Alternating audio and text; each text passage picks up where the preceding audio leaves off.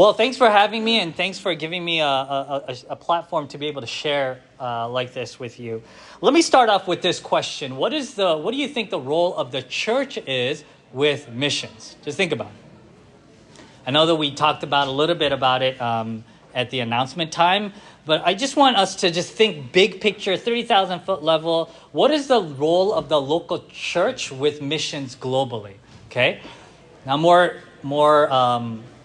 more directly, what do you think the role of what role do you have with global missions, right? And many of us are thinking, I don't know, right? Or, maybe by giving offering and then the church like somehow, gives the offering overseas. Maybe the role is more of a financial role that you're thinking of. Maybe for some of us are thinking, oh yeah, we should pray for our missionaries. Good job. Let's pray for missionaries. I agree with you. That's great. But is that the role? Or is the role of the church to go visit the missionary every summer or during like the seasons, so to say? What is the responsibility, if I were to take it another notch up?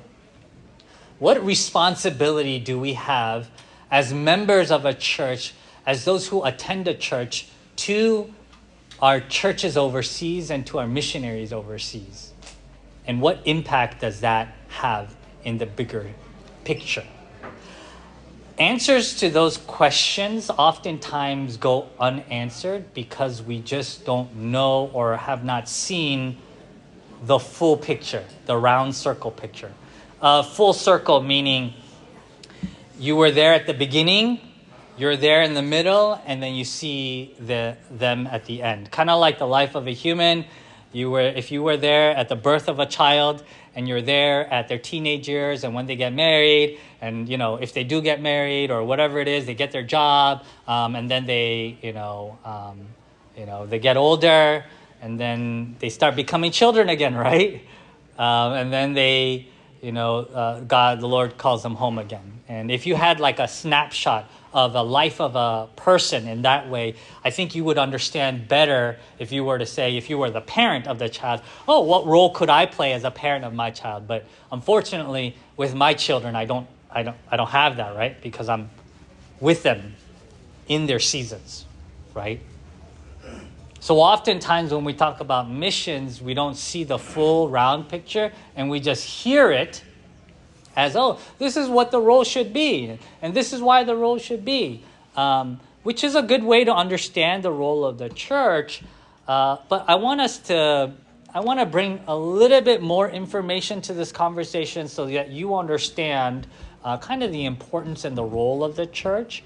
And I want to share that from my own testimony and also from the testimony of my family. Maybe we'll go into a little bit of history so that you see kind of the full circle. And then you'll see why my wife and I are going and why my children are going and kind of my appeal to you to have the function of the church. Would you be the function of the church for our family? So, back in 1970... No, I'm just joking. So I grew up as a missionary kid, as Pastor Anthony had mentioned. And growing up as a missionary kid, obviously I had no choice of going. Neither did I have an opinion about where we're going to go. And my parents were actually sent out from the Korean Presbyterian Church back in the day when they didn't issue passports to families because if you needed a long-term passport to live outside Korea, you had to have a job or a specific invite to do a job, and then the government would issue you a passport. Okay? But you know what happened in the 80s? It was a big event for Korea. And after this event happened, the whole economy in the nation kind of shot up on the global stage. Do you remember? There was one big event. Yes. 88 Olympics. They call it the 88 Olympics, right? '88 Olympics.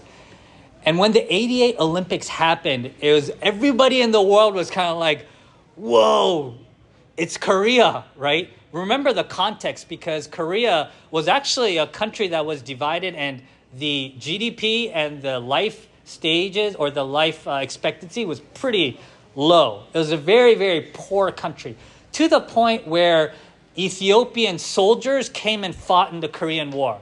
So to this day, you can go to Ethiopia, because Ethiopia actually lived much better than Korea when they fought in the Korean War. To this day, you could go to Ethiopia and you can go to the Korean War Memorial of Ethiopian soldiers that came and fought in the Korean War.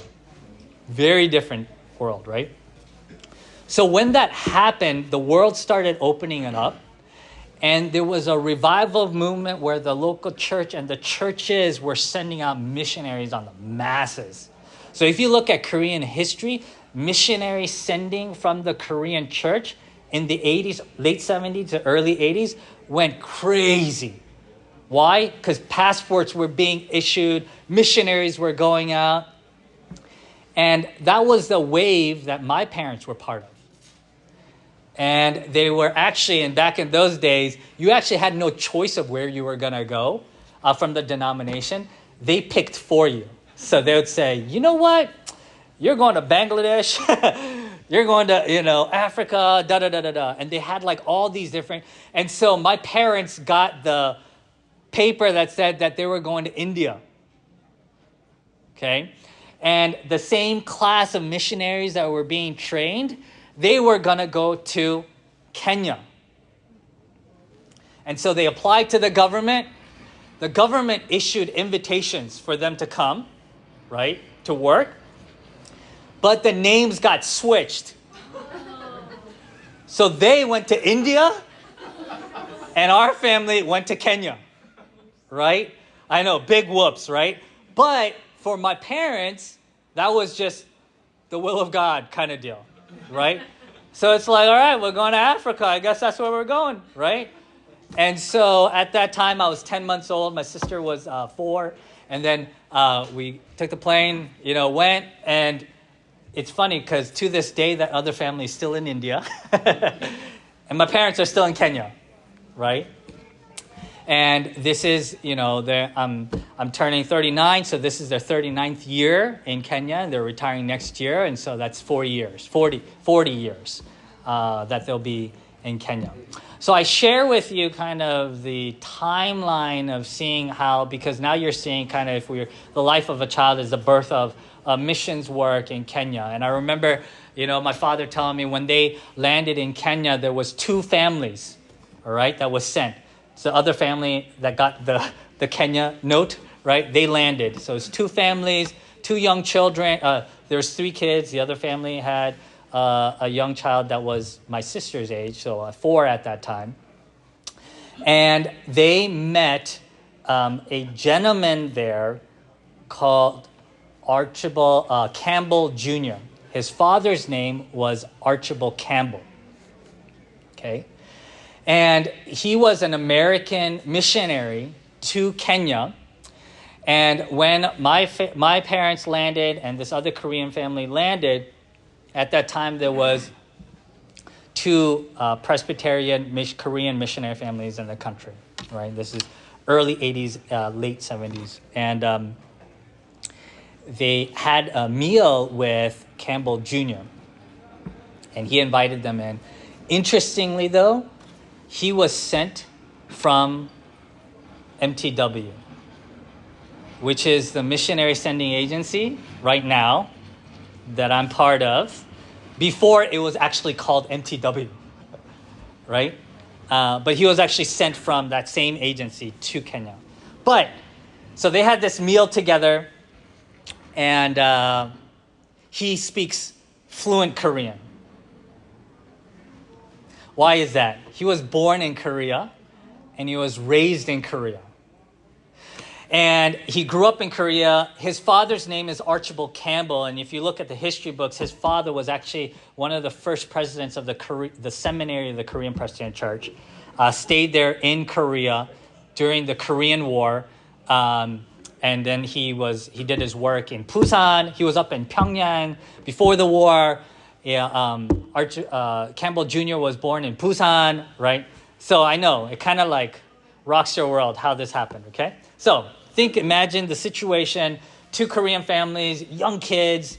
They were both late 20s, and they sit down, and Campbell Jr.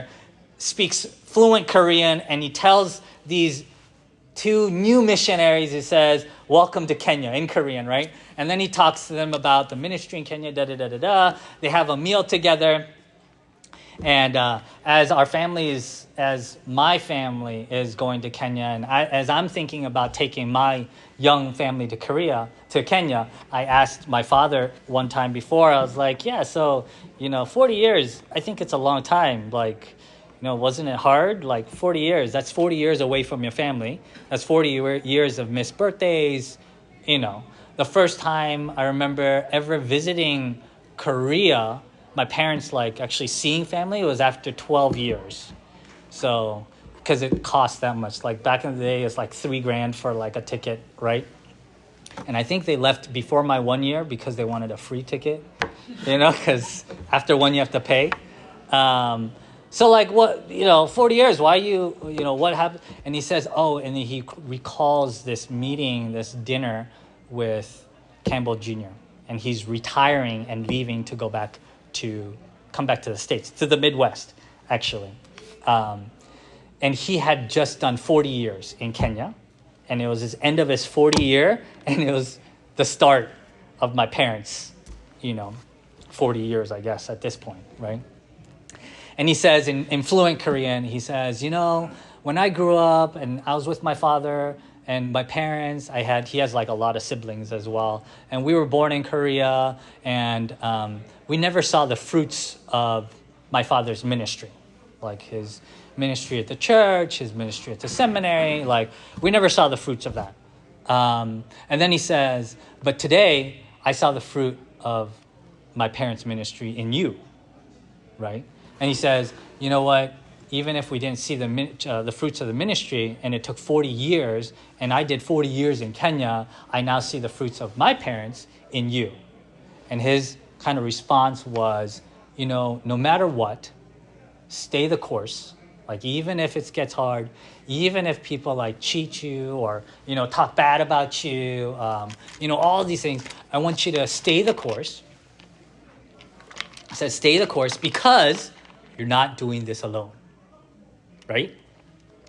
And I'm like, man, what kind of, I was thinking, you're doing it with God, yay, I thought that's what he would say. But he said, yes, God is with you, but think of the church and the people who sent you here. And he says, they are your string, your heartstring that will pray for you, that will sustain you when those prayers to God, when no one knows. And I think that really impacted the way that I thought about missions. Because think about it, in 40 years, even in the life that we live here, right? How many times do we get messed up things happens to us, right? And like our job or like our family instances, and you just want to quit, right? But on the mission field, at least for my parents, I think it would have felt even more so because they couldn't just pack up and go back to Korea, right? They just had to deal with it, right? And so I was like, man, that's great, Dad. I don't think I could do that. I was like, no, I can't do that, right? You know what? The plane ticket back to the States is on a good day, maybe $700, right? I could dish out $700 to go back home, right? To go back to see my family, get some comfort food, get some kukbap, get some kimchi, whatever. But them, they had to plant the kimchi, and make the kimchi and they had to make their food. If they wanted tteok, I have stories about tteok. Yeah, to this day, I don't like tteok because of my childhood experiences of tteok, right? But it's just, you can't get tok, right? In Africa, like you just can't get it, right? But it was like the role of the church. And I was thinking, man, the role of the church, how important is the role of the church that Campbell Jr. appeals to them after 40 years of ministry and says, you're not alone. It's the church that's sending you and the church that's praying for you. And then my parents saying the same testimony of the reason why we've been here 40 years is because of the church, right? And I'm thinking in my mind, I don't know if I'm going to last 40 years like that. Why? Because my understanding of the church has been so immature. My understanding of the church that we see it, that I've experienced, has been very different. When we talk about missions, it's been a seasonal thing. My experience as a pastor, getting involved with missions, has been through fundraising, bazaar. You know what I mean? And then you fly in and it's a 1 week thing and it's like, boom, it's good to go. And, you know, it doesn't really cost that much. Maybe some PTO days. You know what I mean? But I'm thinking back in those days, what did they do differently? What was the church? How was the church done differently? That there was the church that supported a family or families for 40 years. And then the next question, and this is how skeptical I am. Did they really pray for you for 40 years? You know what I mean? Like, come on, you told, like the first time we went back to Korea was when, after 12 years, right? Do you think they really, like after 12 years, remembered who you were? Hey, 12 years is like more than the life of my child. Of course I'm going to forget, right? Think about it. So back in those days, and then today, is it different than, oh yeah, we have email, we have communications and all this other stuff. So then we can then do the other extreme of like, we're doing it much better, aren't we? You can get emails instantaneously. You can FaceTime. You can do all these things. Back in the day, it was either fax or snail mail, right? And snail mail is 2-3 months. I remember eating ramen for the first time in my life, right? But you know what? Ramen, you know, the shinramen, right? Is not the shinramen that I remember what's sold today. My mom had to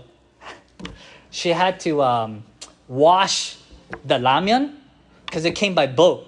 It took over a year. And you know how hot it's in the boat? And so all these maggots and stuff were in the packages, right? And she would wash it and she would dry it. And when you get all the maggots out, but MSG will never die, right? So MSG packets are always fresh, right? Rats don't even eat that, right? So we had ramyeon that was hung dry, right? And I thought that's how ramyeon came. Like you had to wash it. You laugh at me, but that was reality, okay?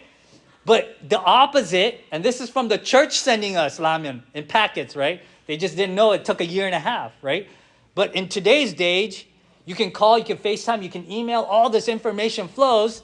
So technically, the church should be more involved with the life and the ministry of the missionary, right?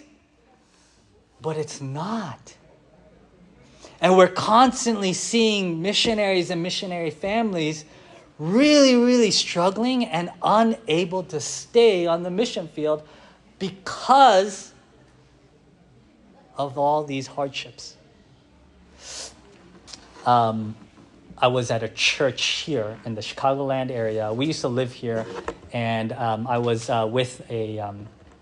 picking up my kids from Korean school, right? It was a church, it was in our denomination, larger a Korean school, and my children were really young, and I went there. I was early that day, and so I was waiting for the kids to get out of school, of Korean school on Saturday.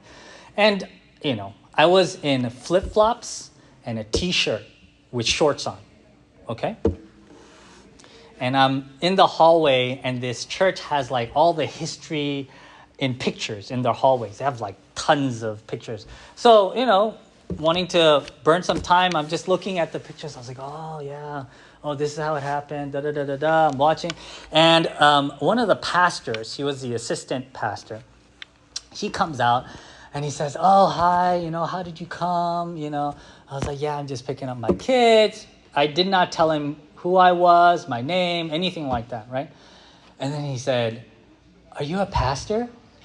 And I was like, kind of a little offended, because I was like, do I look like a pastor? Like, you know what I mean? Like, is it like, do I dress like a pastor? Like, does my face say pastor? Like my hairstyle, or what is it that says, "Are you a pastor?" Right? But I was like, oh yeah, I'm a pastor, you know. But then I was like, I talked to my wife. I was like, do I like smell like a pastor? Like, what is it? He said, "Are you a pastor?" I was like, yeah, I'm a pastor. And then, just cordially we said hi, and then that was it.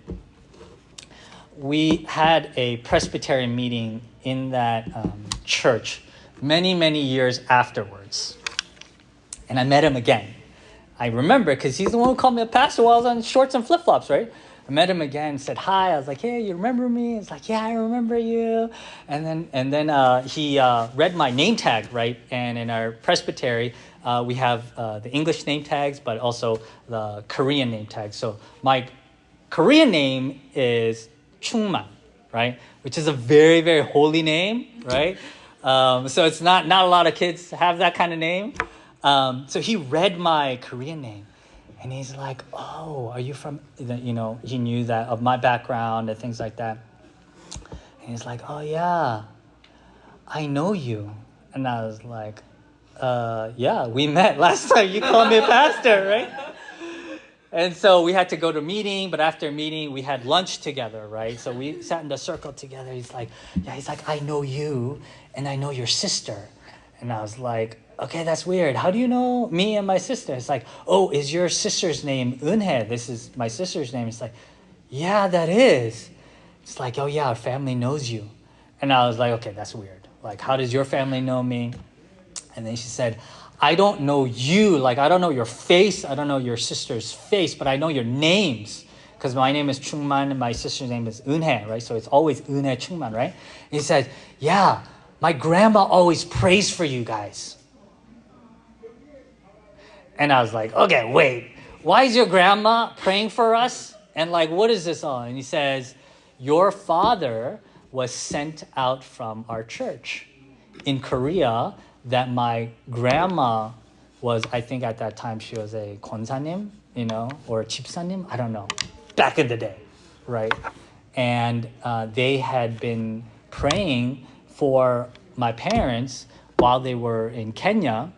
And so he is my age or older, and his grandma, right, is still praying for Une and Chungman, who are in Kenya, which I left a long time ago, right? But he's saying, "Yeah, my grandma knows you and prays for you." And I was like blown away. And I was like, "Well, you know what? I'd like to meet your grandma one day." And he's like, "Yeah, she recently passed." And I was like, "Man, I wish I could say thank you." But then, I was like, "Yeah, will you tell your parents?" Because grandma, meaning his parents, were also at the same church. So that means they also knew about the same family. So they've been praying for 40 years from the sending to now. And I was like, I got to say thank you, right? Because I am where I am because of their prayers. If you think about it, that's a picture of full circle.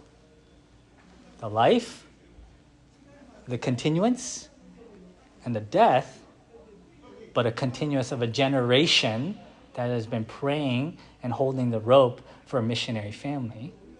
And then it started connecting.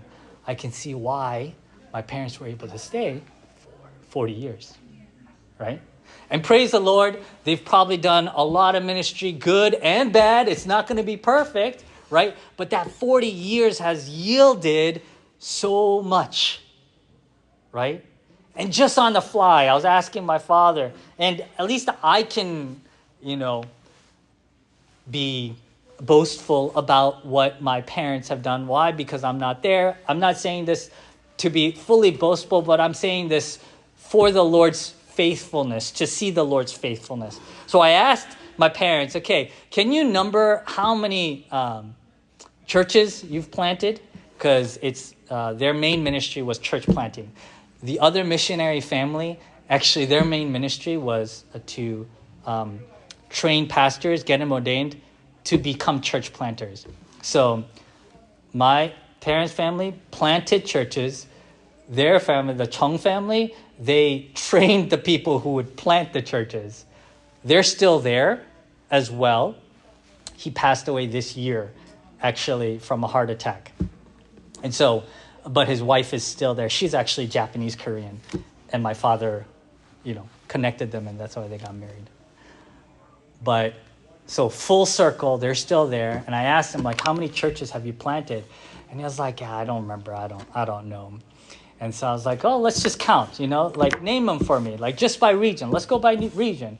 And we just said like, oh yeah, there's this, there's this, there's this. And with just his memory, there was 19 churches planted with the guys who are being trained at the seminary, who are then sent and being church planters. And I said, wow, the Lord is faithful. The Lord is faithful, but it wasn't only just the work of the missionary, but it was the work of the grandmother and others who had been praying and been supporting the family. So, full circle now. You've seen the beginning, the middle, and the end of one family who happened to be my parents, who are now retiring, and they said they're going to do part 2, more power to them, but that's where it is. You are seeing the start of another family, my family, who is now seeking to go back to Africa. And that's just something that's always been on my heart, to be able to go back and church plant, and just be able to continue the work that God has done so faithfully for 40 years before. And may the Lord give my wife and I and our kids 40 years, 40, 50, until the Lord comes back. And so our desire is to go long-term, to stay there. And just, we are at the very beginning. And my appeal as I meet people is, yes, financially we need to go and we need to be there. And yes, we do make that financial ask from our churches, but more so, we need these faithful grandmothers, because one day you will be a grandmother or grandfather, right? And it would be so great to see, my son meeting your children, right, or your grandchild, right, and sharing the same story of, yeah, my grandma knows you, my grandpa knows you, from Bethel, right? So that's kind of where the full circle is. All too often we limit ourselves to being detached from missions, but it is the heartstrings and it's the heart and it's the rope that we hold on from the church. That doesn't mean everyone is called to go out, but it means everybody is called to be involved in missions. And so my heart's desire is, would you be called to joining us in the string of holding the rope from here to the field and for generations to come? I just want to share a little bit about kind of my role. I'm the director of diversity at MTW. I'll finish up real quick. I'm sorry, I've gone over time. I know that you guys really want to go home.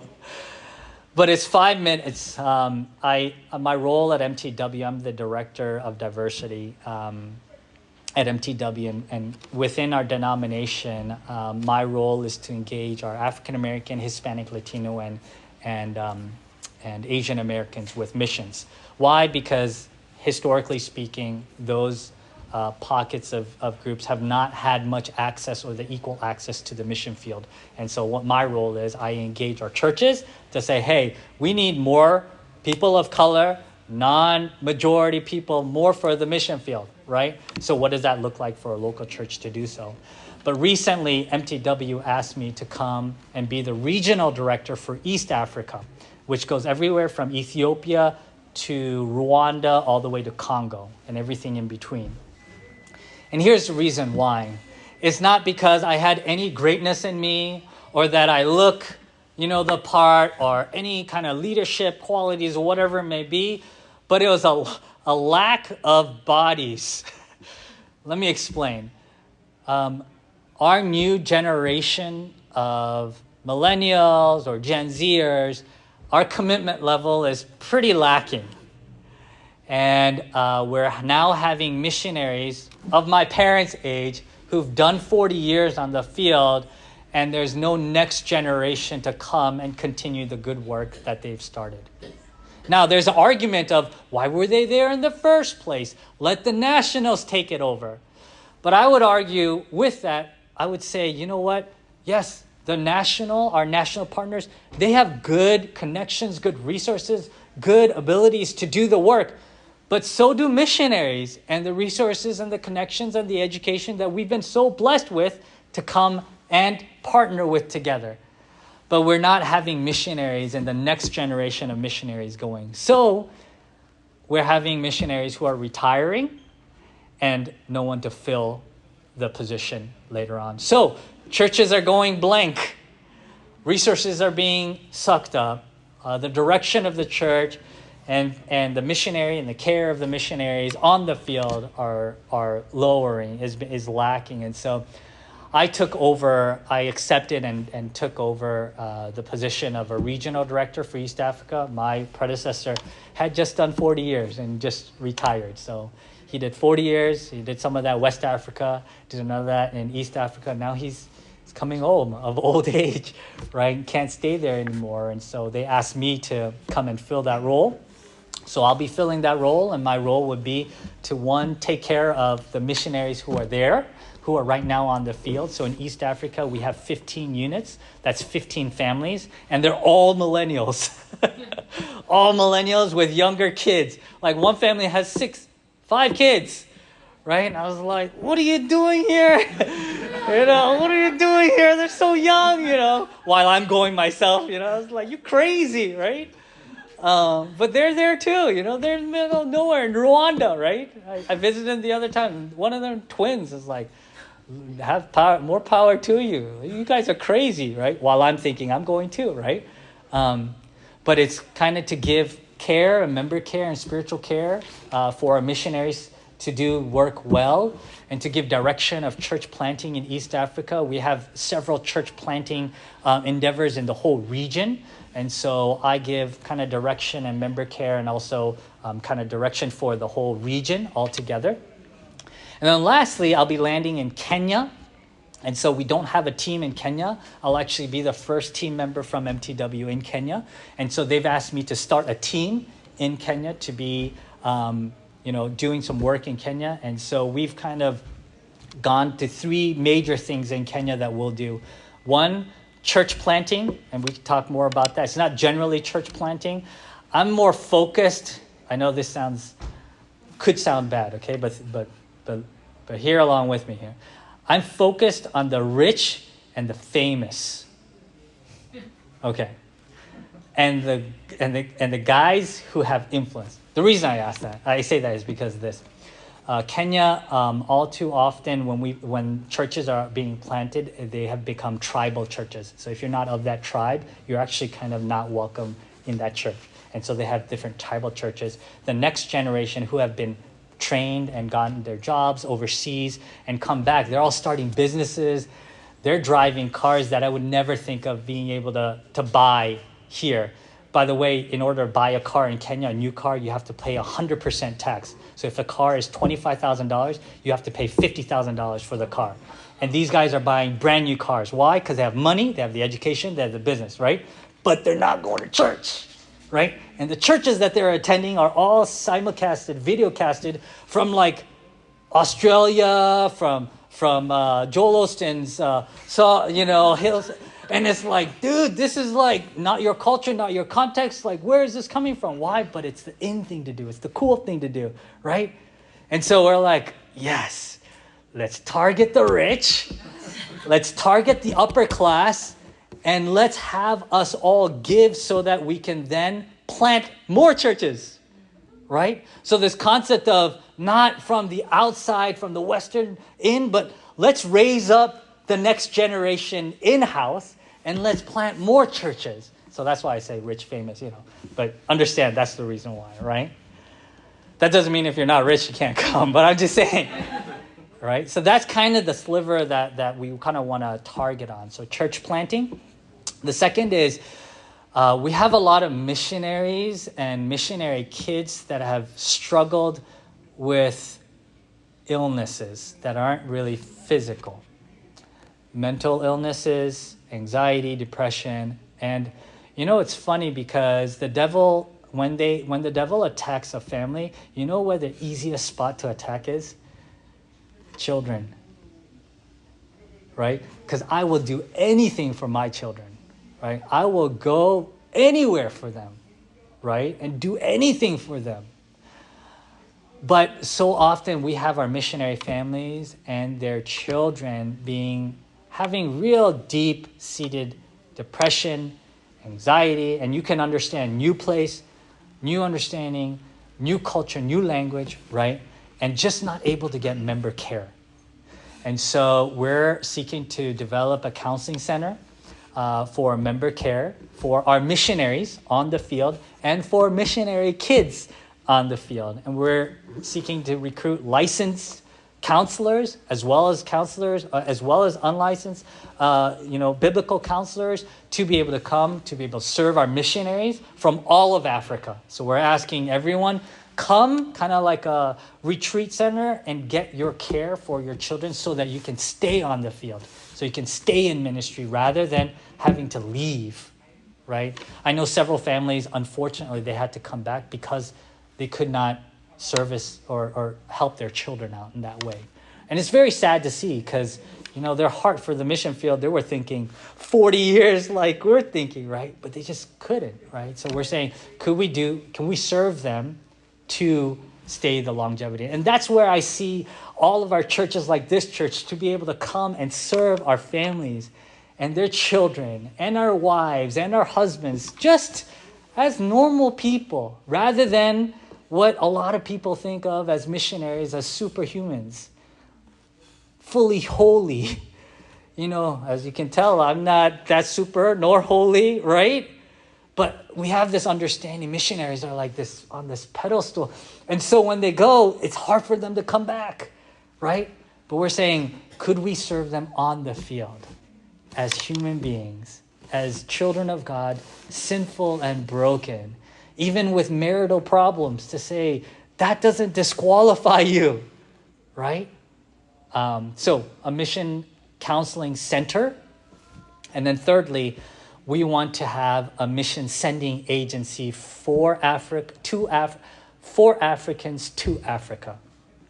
So all too often we have our missionaries, our Africans who are leaving the continent. And it's fine, it's great to come to the West, Europe, Australia, America to get trained, but then don't go back. The lifestyle of the West all too often is too tempting. In addition to that, their budget and their financial, when they go back, it's like you've now become the king. And so they're unable to go back to where they came from to do ministry. And we're saying, you know what?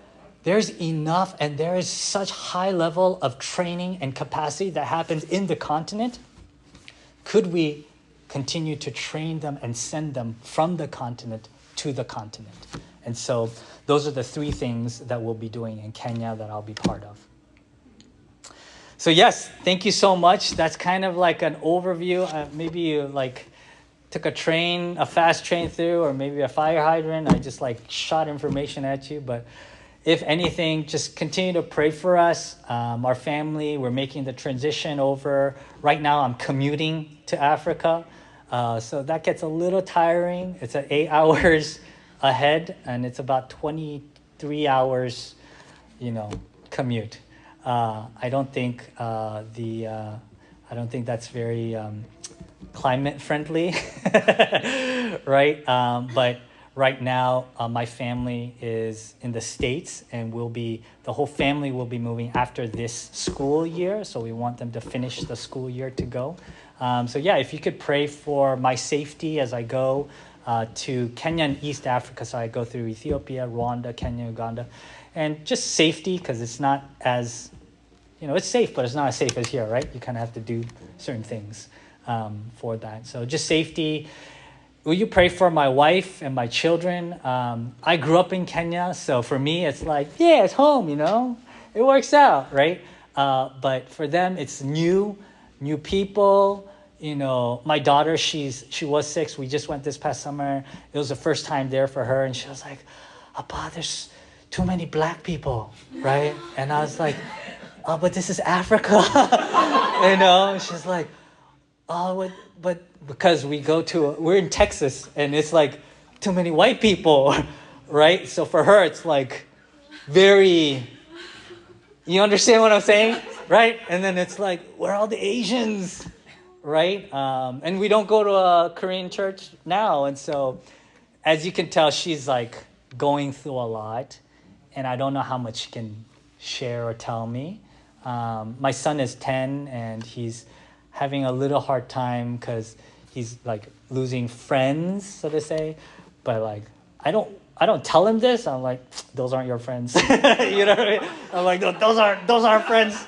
But I was like, yeah. But I need to, as a father, I need to like calm him down. It's like, oh yeah, we can pen pal it or email, So just prayers for Gloria and myself, and just Gloria for her to talk to her children well, but for her also to not be overly anxious. She's really, she's worked since we got married, but she's like, her desire is like a homemaker, right? She's a homemaker. But like when we visited, she was like, oh, this is going to be too hard. I was like, don't worry about it. Because she's like, I can't even find olive oil, And I was like, I'll ask, I never knew about that either. Because growing up, I know like, oh, olive oil, seed oil. How am I supposed to know that, right? But now I have to find that stuff, So she's like, her anxiety level is kind of, increasing. So just gives you a picture of what our family is going through. So right now we're in a stage where it's kind of, it can be tense in the house as we are slowly selling stuff, and, things are disappearing. I say for our children, disappearing, because like furniture is going, and so yeah, just trying to do this transition well. If I had a choice, I would take them when they're 10 months old, right? Just like me. So no choice. But now they're getting older and they can actually think, and it's not, at times it's not going well. Other times I'm doing a lot of bribing. Like, you want a dog? We can get a dog, So that's kind of where it's at. So yeah, just pray for us. And then lastly, if you could just pray for us, we need to be fully funded to be able to go. That's just to be able to sustain, just to be able to be there. And at MTW, they ask that we don't worry about our finances. So that means you have to be fully funded to go, which includes like healthcare, retirement, and also children's education and things like that. And so that's just where we're at. And so, yeah, thank you so much for your time and just for listening. And do I answer questions, or is it good? Or? Yeah.